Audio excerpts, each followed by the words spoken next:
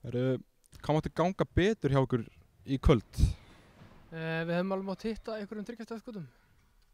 Þryggjastegjarskotin hjá ykkur voru að detta niður í fyrstu 2 leiklutum og fóru svo aðeins, svo hittu aðeins minna í restina. Já, við vorum 8 af 40, þannig að það er mjög lélegt með eitthvað skutum, mörgum skotum.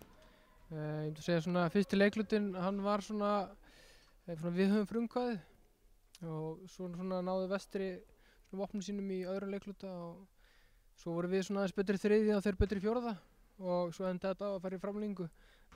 Mér fannst við einhvern veginn aldrei vera að fara í hennar leik til að sigra, heldur einhvern veginn bara til þess að passa okkur að tapa ekki leiknum einhvern veginn út af því og ég held að það hefði kannski verið aðeins í hausnum á okkur að Höttur tapaði í gær og við hefðum getað náð svona góðri forystu og svona, mér fannst við að vera svolítið passífir.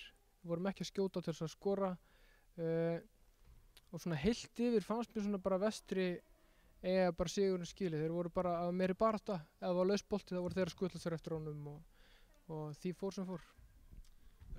Damir með 5 villur í þriðja leikluta, það eitthvað sem þú veist, tók á liðið í vörninni? Hann átti mjög góða varnarleik í þessum leik. Já, ég var náttúrulega munnar hann, hann er náttúrulega annar af okkar svona erlendu atvinnumönnum okkar. Hann hafði auðvitað munnar mikið hann, en þannig að, það bara kemur annar maður inn á og kemur bara maður mann stað og mér fannst bara Bjarni standa sig mjög vel í vörninni, en svo bara okkur svona almennt sé bara gekk illa að ráða við svæðisvörnina.